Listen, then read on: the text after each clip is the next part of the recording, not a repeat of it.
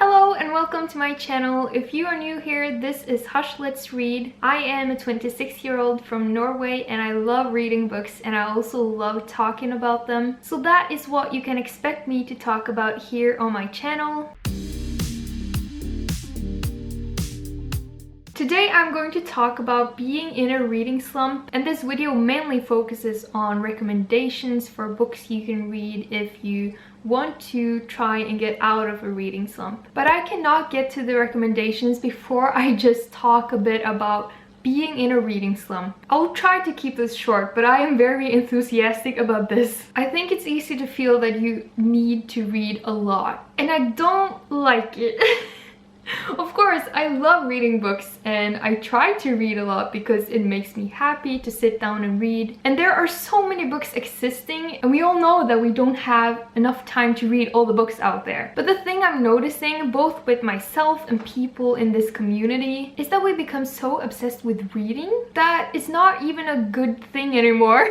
Before I used to track how many pages I read, but it just stressed me out because some days you are not able to read anything. And my point with all my rambling here, because I feel like I will talk a bit too much about this in this video. This will be a recommendations video, but my point with all of this is that it's okay not to read. I just thought I would tell you that if you needed a daily reminder, because I think there are different kinds of reading slumps, and some of them you don't have to treat. Like, it's okay to be in this kind of reading slump, but in this video I am mainly focusing on a kind of reading slump where you actually just really want to read, but you are just feeling a bit distracted and you're not in the right mindset, or you're just trying to get into your reading flow again and it can be a bit hard. But some reading slumps, or first of all, like, are we just calling a reading slump way too early? I'm kind of scared that we are like, oh, I haven't read in 2 days, I'm in such a reading slump. But I mean, really? 2 days? Like,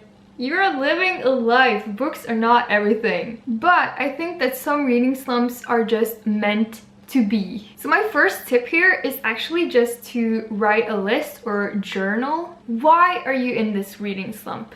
Because sometimes life is freaking overwhelming. Maybe you are moving, maybe you are starting a new school, maybe you are going through a breakup, or you're fighting with your best friend, or like something big is happening in your life. It could be a positive thing, something you are excited about, but it could also be something that is hard for you. But either way, your mind is occupied, you have a lot of things on your mind, and not reading is okay and maybe even necessary to actually like sort your shit out. So maybe if you are fighting with your friend, or you are experiencing really tough thoughts about something, or you're feeling down, you're feeling sad, maybe it's more important to actually talk to someone or binge watch TV just to like let your mind off of things, instead of trying really hard to sit down with a book when you actually feel like doing other things or you need to be doing other things. My point here is just that it's okay to be in a reading slump. I think it's very human and we need to lower our expectations. You cannot read all the time. You should not read all the time. Sometimes if I'm reading a lot and making great progress through books, I experience that I am like forgetting to call my mom. I'm forgetting to call my friends. I'm not hanging out that much with my boyfriend, so I'm just reading books, and that is not always great because you can't forget what is really important in life. So I think that a reading slump is not necessarily a negative thing, because I think that it's kind of your mind telling you that you need to focus on other things. Maybe you have an exam coming up, maybe you are procrastinating, maybe you just want to do something else, and that will give you joy as well. Even though reading is my main hobby, I also enjoy watching TV series and playing computer games, and also I try to go for walks with my boyfriend, and all of these things gives me joy as well, and are things that I really want to prioritize in my life. And I often have a whole week, maybe 2 weeks, maybe even more sometimes, where I don't even read one single page. And that is okay, you guys. Now, I could talk a lot about this because it's really interesting, and I feel that people on social media are really focusing these days on being productive, and I don't really think that's always healthy. Of course, we have chores to do, we have things we need to get done, but constantly trying to be productive is not the way I want to live my life. And I think you should like think through it. Are you able to actually sit down and do nothing? Because I think that is really important for us sometimes, to just watch some mindless TV or scroll through your phone or just do nothing. So don't ever feel bad for not reading a lot.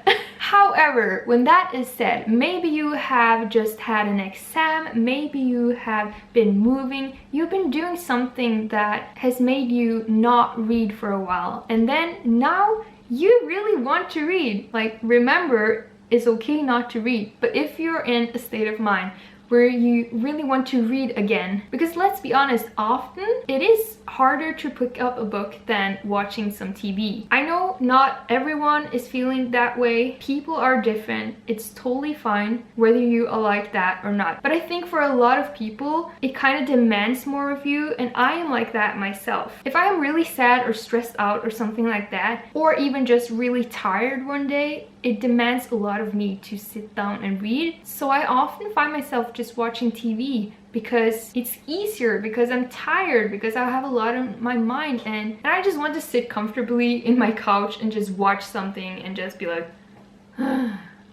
so it kind of demands a bit more of you. So I think you should be in the right state of mind. Now, I will get to the recommendations, I swear. I just wanted to tell you my 8 tips if you are in a state of mind where you are like, okay, I really want to read now. I know it will give me joy. There's not other things I want to do or need to do. I just want to read, and it has been a while, so I need to get into my reading habit or my reading flow. First of all, ask yourself why it's happening. Find out if this is a kind of reading slump where you actually just need to be in a reading slump because you want to play computer games or you want to start knitting. Then my second tip is to journal. Write down your thoughts. Find out what is happening inside your head. Then some people are really motivated by putting on a timer or maybe choosing a time of day so that every day at 6 p.m. you'll read for 30 minutes. Some people find that motivating, maybe you don't. Just throwing it out there. Then it can be helpful to write a to-do list, because if you're feeling stressed out by something, write down the things you need to do. Maybe do them first and then sit down with a book, or just maybe you will just feel calmer by seeing it visually. These are the things I need to do, and I actually don't need to do them until this weekend, and then you can relax and try to read if you want to. Then think about what you're trying to read. Are you in a reading slump, or are you just not enjoying the book you're reading? Don't be scared of DNFing books. If it's not what you want to read, just don't read it. And also, if you're in a book club like I am, you can't feel the pressure that you have to read a book. But I always say that if you are not enjoying your book club book, it is totally fine to not read it, and then you have lots of thoughts on the book still.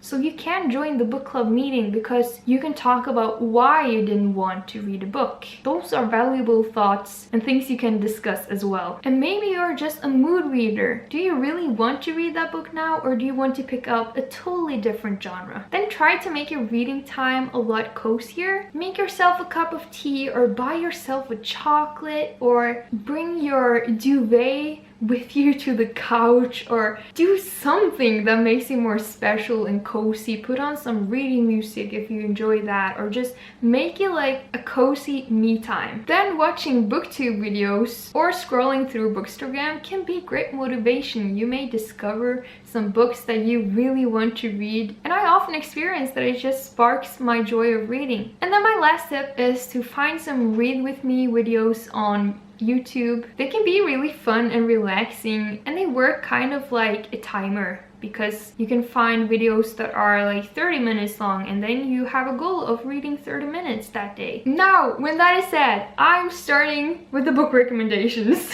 I have made a list here of types of books that helps me at least, and that I think will help you as well if you really want to read, but you don't really know where to start because you are still struggling a bit with reading and being focused enough to read. So my first tip here is actually books with short chapters. Don't become too obsessed with this because this is kind of a part of where we always need to be productive and that kind of thing. But I know that either way, if it's more of like a healthy kind of reading, we still like to make progress. Of course we do. We like feeling that we are flying through books and we like to be able to pick out a new book very soon. I mean, let's be real, we like that. So short chapters really makes you feel like you're flying through something. It doesn't demand that much from you because it's easy to read. So the way I will do this is that I will talk about one book for each tip, but then I will also show some books, but I can't talk about all of them because then we would sit here all day. So my main recommendation here for a book with short chapters is this one. This is called The Woman Who Went Overboard and it is written by Florence Wetzel. I actually received this book from the author herself, which was so cool. Thank you so much. I must admit that I had never heard of the author or the book, so I had no clue what I was getting into. The only thing I knew was that it was a Scandinavian thriller. In this book we follow Agnes Anderson, and she is an awkward middle-aged woman. She desperately wants a husband, so she decides to go for a cruise along the coast of Norway. It is a lot of fun to read because I am Norwegian, so it's fun to see how the author, who is American, I believe, kind of sees Norway. So in this cruise ship, she actually meets her ideal man. He is a handsome Norwegian man called Einar. But the problem is that Einar prefers Pamela, and Pamela is Agnes's new best friend that she met also at this cruise ship. Then 1 year later, Pamela's body washes ashore, and Pamela's daughter actually visits Agnes because she wants to get some answers on what happened at the cruise. And this conversation becomes kind of like a cat and mouse game where Agnes really avoids telling Pamela's daughter the truth. It is a psychological thriller and you just question these people and their intentions, and it is really good. I was really surprised because I had no clue what this book was. Was it any good? But it was really interesting and I would recommend it. And it has so freaking short chapters. Also, I love the format of this book. Here you can see some of the pages. There's a lot of air. Really short chapters.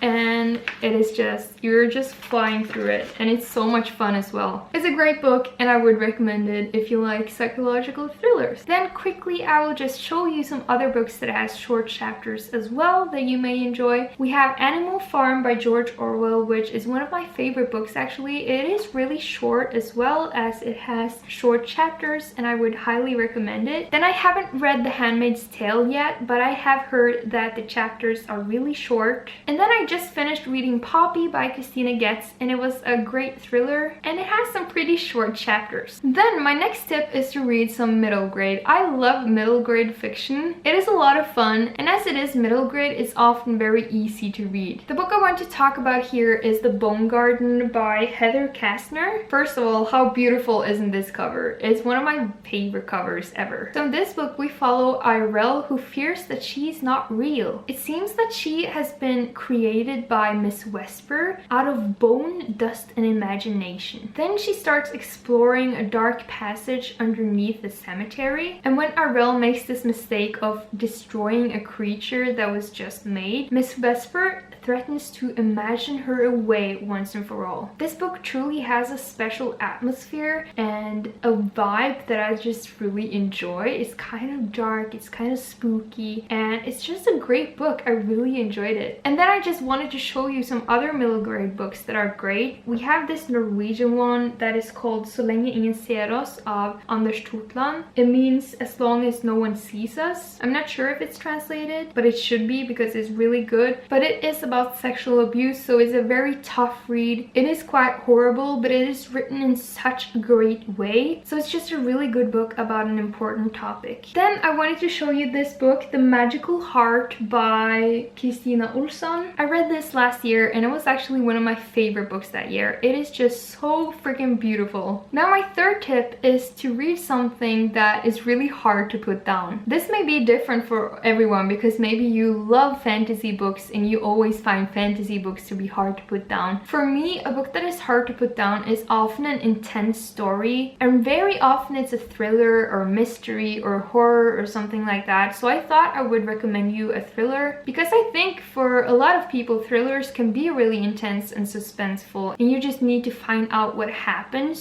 So I think that this is a good recommendation. I have talked about it a lot before, but of course I'm recommending Stillhouse Lake again. This is my favorite thriller / mystery series. There are in total 5 books, and this one is the first. And I feel like you could read only the first if you are not that into series, and you can get a great reading experience. To me, this book was so hard to put down, so you kind of just fly through it because it's so much fun. Or fun is not exactly the right word, but it's a great book. In this book, we follow Gina Royal. She is an ordinary woman who lives an ordinary life with her 2 kids and her husband. But then one day, she finds out that her husband is a serial killer. And it's crazy, and it's such a shock to the whole family. And if you think it's a spoiler, like, you get to know this in like the 2nd page of the book or something. So this book is actually more about Gina and her life and her 2 kids, as they are trying to start a normal life again, which is really hard because the kids are kind of grieving because they don't really have a dad anymore. And at the same time, they go through a lot because a lot of people thought that Gina was in on it and that she was helping him with these murders. So they are being constantly harassed, both online by like internet trolls and also in real life with different kinds of creepy people that are just harassing them all the time. But now that her ex is in prison, Gina has finally found refugee in this house at Stillhouse Lake, and she finally dares to think that her kids can finally grow up in peace. But just as she is starting to feel at ease, a dead body shows up in this lake, and they are also starting to receive some threatening letters from a really familiar address. I just love Gina Royal, or Gwen Proctor. I keep saying both the names because she actually changes her name, but she is just such a badass character, and the characters in this book are just amazing. I love reading about the friendships, the relationships, the things that they go through, and the writing is just really good because you are just so invested in the story, and it's hard to put down, and I care so much about the characters that I just need to know what happens next. Then another book that I remember that was really intense that I just could not put down, even though it's quite big, is actually Stalker by Kepler. It is the 5th book in the series, but I actually started with this one, and there may be some spoilers from Jona Linna. He is like the investigator in this book. There may be some spoilers from his life, but that is never the main thing in these books. There are different kind of stories in every book. But of course, if you prefer to start with the first book in the series, you can do that. That book is also really good. But I think that this is my favorite Kepler book so far, and it is just so intense and it's hard to put down. So I would recommend this one as well. Then my next tip is to read a graphic novel. Graphic novels are really a fast read, so I thought that that might be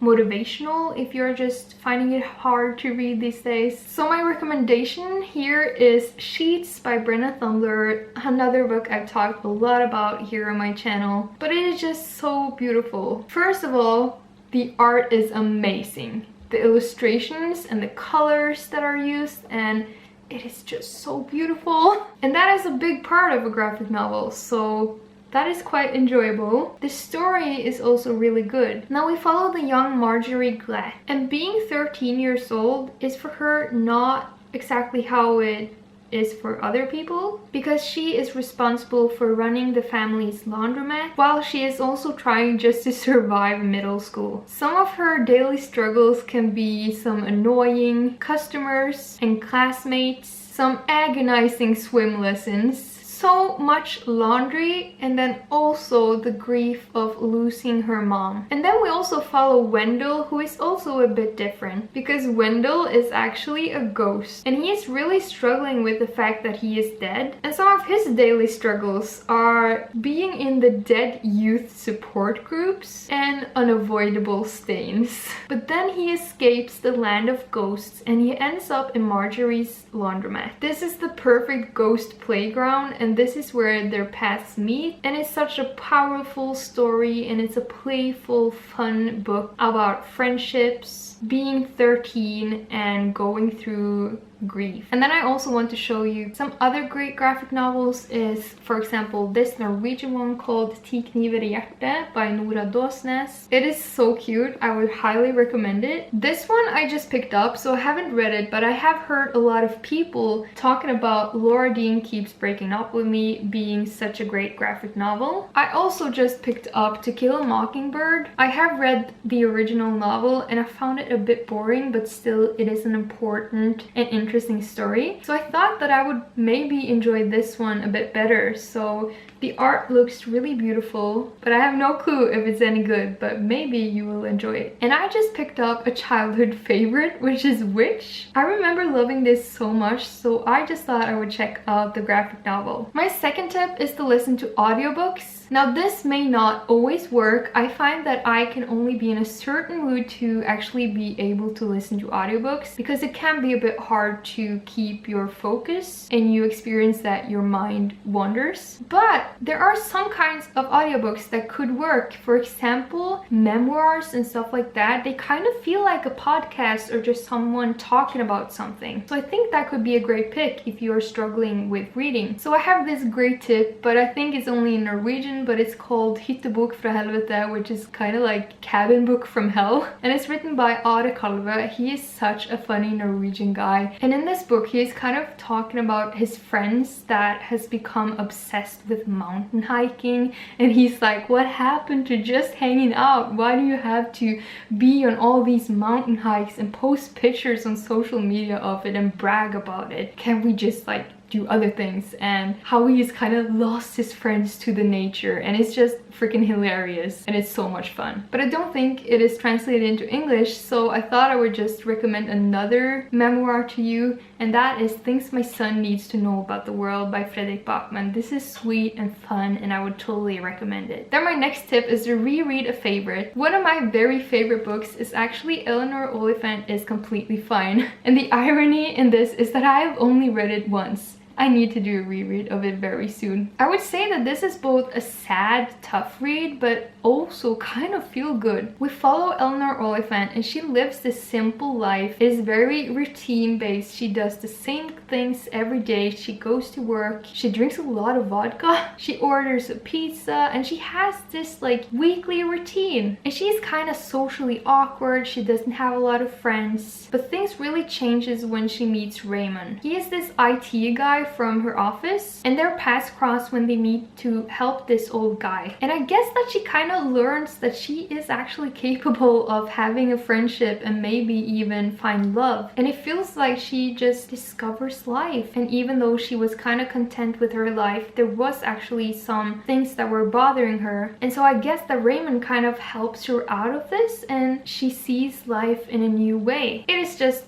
so heartwarming and I love it a lot. Some other favorite books of mine is, for example, Harry Potter. I know that a lot of people love rereading Harry Potter, and I also really enjoy The Curious Incident of the Dog in the Nighttime, so maybe that is something that you could pick up. It is such a great read, so I would highly recommend it. Then my last tip is to read short stories. They are short, you fly through them. I think it's a great motivation if you're struggling with keeping your focus, because you know that it's a short read. And there are some great short stories out there. If you're into horror, one of my very favorite horror books is actually Sour Candy by Killian Patrick Burke. I think it's around 70 pages and it's so freaking good. It's really intense, it's really creepy. Now it is supernatural, so you don't really know what to expect, so I guess you kind of have to be into supernatural horror to enjoy it. And in this book we follow Phil Pendleton, and to others he may seem like a normal dude just walking around with his kid. They take walks in the park, they go to a museum, they eat dinner together, they eat together in the park, and someone might say that he spoils his son because suddenly his son can be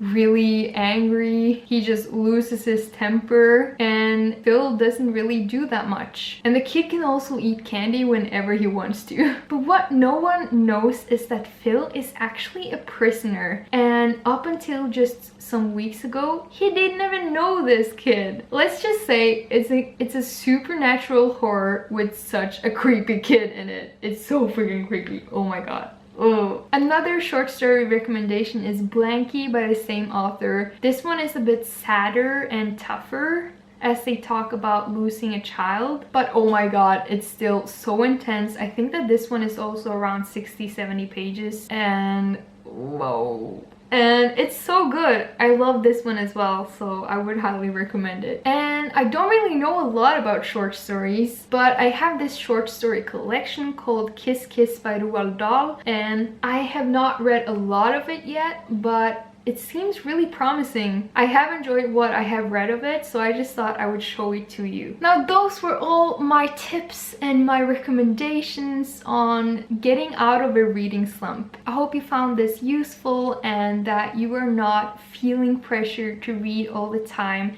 It's totally fine to just do nothing. We have all these other things going on in our lives, and even though reading is a great hobby that I hope you are having fun with and enjoying, it should not be competitive. You should do it when you feel like doing it. Even though reading is important and it is a fun part of life, it is not everything. I hope you'll have an amazing day. If you enjoyed this video, I would really appreciate it if you gave it a thumbs up. And don't forget to subscribe to my channel if you want more bookish content in your feed. And I'll talk to you very soon. Goodbye!